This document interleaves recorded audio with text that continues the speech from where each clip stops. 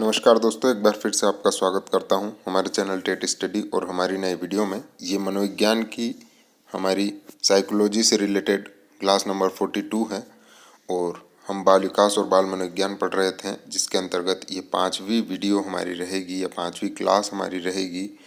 और आज हम पढ़ेंगे संवेगात्मक विकास का सिद्धांत। इससे पहले की वीडियोज़ आपने नहीं देखी हो तो डिस्क्रिप्शन में मैं लिंक दे रहा हूँ, वहाँ से देख सकते हैं। और आप संवेगात्मक विकास वाली इस वीडियो को लास्ट तक ज़रूर से देखिएगा, ये आपको अच्छे से समझ में आएगा और आपके एग्ज़ाम की दृष्टि से भी बहुत ही इम्पोर्टेंट माना गया है शुरुआत से ही।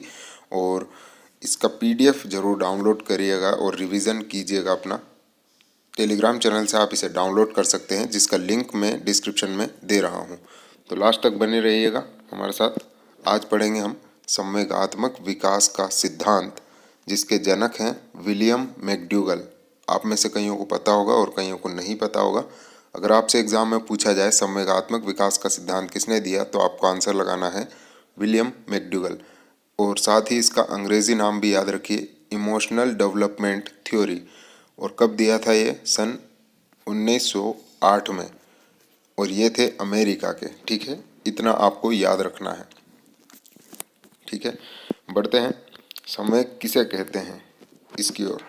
इमोशन शब्द की उत्पत्ति लैटिन भाषा के इमोवेर शब्द से हुई है, जिसका अर्थ उत्तेजना अथवा उत्तेजित अवस्था है।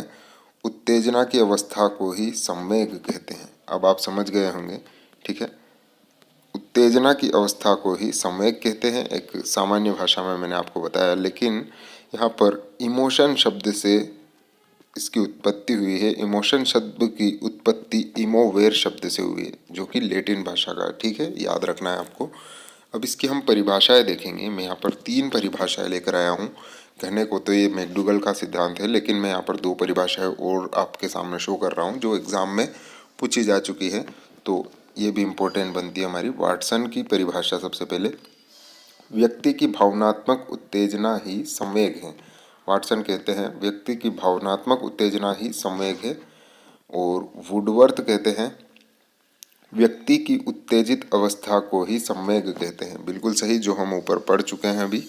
ठीक है, और लास्ट में विलियम मैकडूगल, जिनका ये सिद्धांत है, इन्होंने कहा है मूल प्रवृत्तियों के प्रभाव से उत्पन्न उत्तेजना को ही संवेग कहते हैं। ठीक है, वीडियो में ज़रूर से लास्ट बनने तक रहिएगा और आपको अच्छे से समझ में आ जाएगा। एक बार फिर से हम विलियम मैकडूगल की जो है परिभाषा को पढ़ेंगे। मूल प्रवृत्तियों के प्रभाव से उत्पन्न उत्तेजना को ही संवेग कहते हैं। तो यहाँ पर मूल प्रवृत्तियों से संबंधित भी मैं इस वीडियो में स्पष्ट कर दूंगा आपको सब कुछ। यहाँ पर इन्होंने 14 प्रकार की मूल प्रवृत्तियाँ दी हैं और 14 प्रकार के ही संवेग बताए हैं और उनमें कनेक्शन भी बताया है। तो ज़रूर से आप देखिएगा इसको। देखते हैं संवेग के प्रकार। ठीक है, अब हम पढ़ेंगे संवेग के प्रकार। 2 प्रकार के होते हैं संवेग, सकारात्मक संवेग और नकारात्मक संवेग। सकारात्मक ऐसे संवेग जो उत्पन्न होने पर स्वयं को अथवा अन्य को किसी भी प्रकार की हानि नहीं पहुंचाते, जैसे दया, प्रेम, हर्ष, आमोद इत्यादि। इन्हें सकारात्मक संवेग कहेंगे, जो कि उत्पन्न होने पर किसी को भी हानि नहीं पहुंचाते। और साधारण सी बात है, नकारात्मक संवेग उन्हें कहेंगे जो किसी न किसी प्रकार से स्वयं को अथवा किसी अन्य को हानि अवश्य पहुंचाते हो, जैसे भय, क्रोध, घृणा, ईर्ष्या इत्यादि संवेग। ठीक है, तो ये याद रहेगा, बहुत सिंपल सा था। यहाँ पर मैं आपको 14 ही प्रकार के संवेग मैकडूगल के शो कर रहा हूँ, जो सर्वमान्य है। विलियम मैकडूगल के अनुसार संवेगों की संख्या 14 है, जो सर्वमान्य है, और साथ ही मूल प्रवृत्तियों की संख्या भी 14 है। ठीक है, तो इधर यहाँ पर मूल प्रवृत्ति शो होगी आपको और इधर संवेग शो होगा। तो ज़रूर से इस PDF को डाउनलोड करके प्लीज़ रिवाइज ज़रूर कीजिएगा, आपके लिए बहुत इंपॉर्टेंट है ये एग्ज़ाम की दृष्टि से। पहला है दैन्य या विनीत भाव। ठीक है, 1 मिनट थोड़ा सा मैं जूम करता हूँ आपके लिए। जी हाँ, तो पहला रहेगा हमारा दैन्य या विनीत भाव, जिसका संवेग है अधीनता। इधर मूल प्रवृत्ति होगी और इधर संवेग होगा। ठीक है, दूसरा है संचय या संग्रह करने की प्रवृत्ति, तो इसका संवेग है अधिकार करना, जो कि स्पष्ट आपको लग रहा होगा। तीसरा है जिज्ञासा या उत्साह या किसी चीज़ को जानने की इच्छा, तो यहाँ पर इसका संवेग आश्चर्य होगा। चौथा है हास, जिसका आमोद होगा। पांचवा संवेदना या वेदना, जिसका संवेग कष्ट या करुणा होगा। ठीक है। 6 नंबर पे आते हैं युयुत्सा, युद्ध प्रियता या युद्ध प्रवृत्ति। ठीक है, इसका संवेग यहाँ पर क्रोध होगा। और 7वां सृजनात्मकता या रचनात्मकता। ठीक है, और ये हो गया कृतिभाव हमारा। ठीक है, अगर आपने सृजनात्मकता की विशेषताएं पढ़ी होगी तो वहाँ पर कृतिभाव भी होता है। 8th पढ़ेंगे हम काम प्रवृत्ति या यौन प्रवृत्ति, जिसे हम कामुकता नामक संवेग से इंगित करेंगे। 9वां हम पढ़ेंगे पलायन, तो भय लगना। ठीक है, भय बहुत ही इम्पोर्टेंट संवेग होता है हमारा। नीचे पढ़ाऊंगा अभी मैं आपको कि ये कितना इम्पोर्टेंट है, एग्जाम में इससे बारे में डायरेक्ट पूछा जाता है।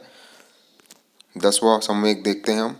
10वीं मूल प्रवृत्ति है भोजन अन्वेषण, यानी भोजन को ढूंढना। अन्वेषण का मतलब होता है खोज करना। ठीक है, तो 10वां भोजन अन्वेषण तभी करेगा व्यक्ति जब भूख नामक संवेग उसमें उत्पन्न होगा। 11वां अप्रियता, तो इसका होगा घृणा।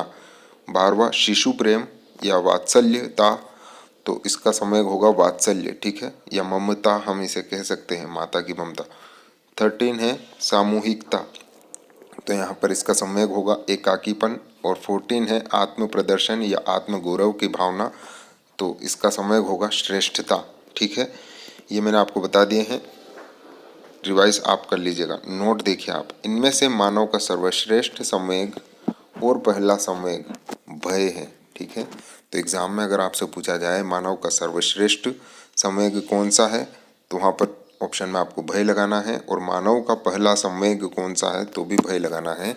शिशु जैसे ही जन्म लेता है वो भय के कारण रोने लगता है। ठीक है, नेक्स्ट पढ़ेंगे हम वुडवर्थ। ठीक है, अभी हम पढ़ रहे थे विलियम मैकडूगल के अनुसार कि संवेग और मूल प्रवृत्तियां कितने प्रकार की है, 14। और अब हम पढ़ेंगे वुडवर्थ के अनुसार संवेग कितने प्रकार के हैं।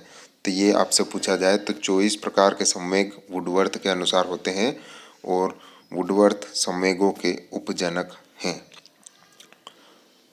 और जनक कौन है, विलियम मैकडूगल। ठीक है, विलियम मैकडूगल संवेगों के जनक हैं। इन्होंने 14 प्रकार के संवेग दिए हैं। और अगर संवेगों के उपजनक पूछा जाए तो वुडवर्थ हैं, क्योंकि इन्होंने 24 प्रकार के संवेगों की संख्या बताई है। संवेगों की विशेषताएं पढ़ते हैं, ध्यान से पढ़िएगा, ये भी एग्जाम में पूछ लिए जाते हैं कि निम्न में से कौन सी संवेग की विशेषता नहीं है। और वहाँ पर 3 विशेषता दे देंगे और एक कोई गलत विशेषता दे दी जाएगी, तो आपको वहाँ पर छांटनी होगी। ठीक है, तभी आपका नंबर आएगा। तो संवेग की विशेषताएं पढ़ते हैं। पहला पढ़िए, संवेग अचानक उत्पन्न होते हैं। ठीक है, दूसरा संवेगों की उत्पत्ति मनोशारीरिक होती है, मानसिक प्लस शारीरिक। ठीक है, संवेग मानसिक होते हैं प्लस शारीरिक, उनसे फर्क दिखने लग जाता है। मान लीजिए कि आप किसी चीज़ से अचानक से दुखी हो जाते हैं, तो आपका माइंड काम करेगा, उसके बाद दुखी होने के कारण आप रोते हैं तो आपका शरीर भी काम करेगा। ठीक है, आपके आंसू आएंगे, आपकी आंखें रोएगी। तो यहाँ पर संवेग मनोशारीरिक होते हैं। ठीक है, नेक्स्ट पढ़ेंगे हम तीसरा, संवेगों की प्रकृति लचीली होती है। चौथा देखिए, संवेग जन्मजात होते हैं, क्योंकि शिशु में जन्म से ही उत्तेजना पाई जाती है। ठीक है, और उत्तेजना को ही संवेग कहा जाता है, यह भी हमने पढ़ा, उत्तेजित अवस्था को। 5वां देखिए, संसार के प्रत्येक जीव में कोई ना कोई संवेग अवश्य पाया जाता है, चाहे वो कोई सा भी जीव हो। ठीक है, जानवरों में भी संवेग पाए जाते हैं। 6th पढ़िए आप, संवेग कभी नष्ट नहीं होते। 7th पढ़िए आप, संवेगों का प्रभाव अवस्थाओं तथा लिंग के अनुसार भिन्न भिन्न होता है। ठीक है, याद रखना है, संवेगों का प्रभाव अवस्थाओं के हिसाब से तो भिन्न भिन्न हो गई, लेकिन लिंग के हिसाब से भी भिन्न होता है। ठीक है, 8वां पढ़िए आप, संवेग ज्ञात वस्तु से ही उत्पन्न होते हैं, यानी कि कोई बात आपको ज्ञात होगी, संवेग जिससे उत्तेजना आ सके, तभी आपके संवेग उत्पन्न होंगे। ठीक है, 9वां देखिए, संवेगों का स्थानांतरण हो जाता है। 10वां देखिए, संवेग मूल प्रवृत्तियों के प्रभाव से उत्पन्न होते हैं। ये याद रखना है आपको, संवेग मूल प्रवृत्तियों के प्रभाव से उत्पन्न होते हैं। विलियम मैकडूगल ने दरअसल 14 प्रकार की मूल प्रवृत्तियां शो की थी। इसी कारण से संवेग भी 14 माने गए, क्योंकि प्रत्येक मूल प्रवृत्ति से कोई ना कोई संवेग का जन्म होता है। तो 14 मूल प्रवृत्तियां दी गई, तो यहाँ पर 14 प्रकार के जो है हमारे संवेग भी माने गए। 11 पढ़िए आप। कभी कभी संवेग हमारी रक्षा भी करते हैं। ठीक है, संवेगों की से होने वाले शारीरिक परिवर्तन देखिए आप। संवेगों से उत्पन्न होने वाले शारीरिक परिवर्तन, क्या फर्क पड़ता है जब संवेग उत्पन्न होते हैं? गला सूख जाता है, कई बार आवाज़ भारी हो जाती है, हृदय की गति बढ़ जाती है, श्वास का तीव्र हो जाता है, श्वास तीव्र हो जाती है, शरीर में कंपन हो जाता है, रोंगटे खड़े हो जाते हैं, होते हैं ना कई बार। 7 देखिए, हकलाना, तुतलाना या 8 कान लाल हो जाना जब गुस्सा आए, आंखें लाल हो जाना, पेट में डूबने का भाव उत्पन्न होना इत्यादि। ठीक है, तो ये सभी बहुत ही इम्पोर्टेंट हैं आपके लिए, ये आपको समझाने के हिसाब से रखे थे मैंने। ठीक है, नेक्स्ट देखिए आप, मूल प्रवृत्ति पढ़ेंगे अब हम। मूल प्रवृत्ति जिसे इंसेक्ट कहते हैं इंग्लिश में, तो ये भी आप याद रखिएगा। मूल प्रवृत्तियों की खोज किसने की है? देखिए आप, मूल प्रवृत्तियों की खोज विलियम मैकडूगल ने वही सन 1908 में की थी। ठीक है, बतख पर प्रयोग करके। तो ये जरूर से याद रखिएगा आप, एग्जाम में पूछा जाता है बतख पर प्रयोग किसने किया था, और वहाँ पर ऑप्शन में 4 मनोवैज्ञानिकों के नाम दे देंगे, तो आपको ऑप्शन लगाना है विलियम मैकडूगल ने। ठीक है, बतख पर प्रयोग करके मूल प्रवृत्तियों की खोज विलियम मैकडूगल ने सन 1908 में की थी। अतः मैकडूगल को मूल प्रवृत्तियों का जनक कहते हैं। अगर आपसे पूछा जाए मूल प्रवृत्तियों के जनक कौन है, तो भी विलियम मैकडूगल ही होंगे।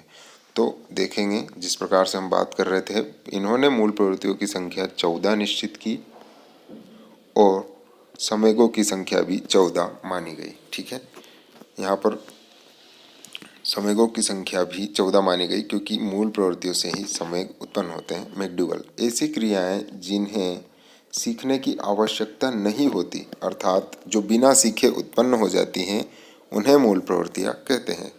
ठीक है, अभी आपको समझ में आएगा मूल प्रवृत्तियां किसे कहते हैं। मूल प्रवृत्तियां व्यवहार की चालक होती हैं। वुडवर्थ के अनुसार मूल प्रवृत्तियां बिना सीखी हुई क्रियाएं हैं, यानी कि ऐसी क्रियाएं जो जन्मजात होती हैं और जिन क्रियाओं को सीखने की कोई ज़रूरत नहीं होती हैं, वो अचानक ही हम में सीखी हुई उत्पन्न होती हैं, तो वो मूल प्रवृत्तियां हैं और उनसे संवेगों का निर्माण होता है। ठीक है, हम देखेंगे मूल प्रवृत्तियों की विशेषताएं, ताकि आपको ये भी क्लियर हो जाए। ठीक है, देखेंगे पहली विशेषता, मूल प्रवृत्तियां जन्मजात होती हैं, जैसा कि मैंने आपको बताया। दूसरा देखिए, यह मनोसामाजिक होती हैं, यानी कि मानसिक होती हैं और सामाजिक होती हैं, मानसिक प्लस सामाजिक, जिसे हम मनोसामाजिक कहेंगे। तीसरा देखिए, इनसे सामाजिक गुणों का विकास होता है। चौथा, यह भी संसार के सभी जीवों में पाई जाती हैं। जिस प्रकार से संवेग पाए जाते हैं, तो स्वाभाविक है ये भी पाई जाएंगी। नेक्स्ट पढ़ेंगे हम 5वां, यह भी कभी नष्ट नहीं होती, केवल वातावरण के प्रभाव से तथा अवस्था से इनका प्रभाव बदलता रहता है। 6 देखिए, मूल प्रवृत्तियाँ आदत, व्यवहार और स्वभाव से भिन्न होती हैं। ठीक है, इसको समझने के लिए इतना भी याद रखिएगा, कोई भी आदत हमारी मूल प्रवृत्ति नहीं होगी, व्यवहार और स्वभाव से भी भिन्न होती हैं ये, यानी ये एक जन्मजात मूल प्रवृत्ति होती हैं।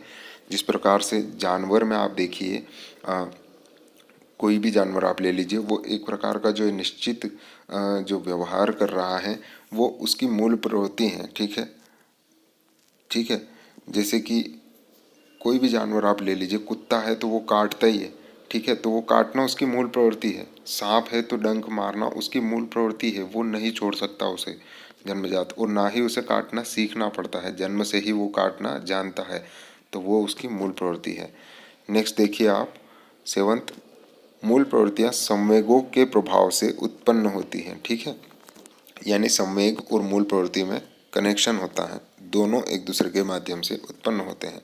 तो दोस्तों आज की वीडियो में इतना ही। प्लीज़ इसका जो है आप PDF डाउनलोड करके ज़रूर से इसे रिवाइज़ कीजिएगा। अगर वीडियो पसंद आई है तो प्लीज़ बिना लाइक किए मत जाइएगा यहाँ से, और दोस्तों के साथ शेयर कीजिएगा, चैनल को सब्सक्राइब कर लीजिएगा और कमेंट करके अपने विचार ज़रूर से रखिएगा। मिलते हैं नेक्स्ट वीडियो में अगले नए सिद्धांत के साथ, तब तक के लिए जय हिंद, वंदे मातरम।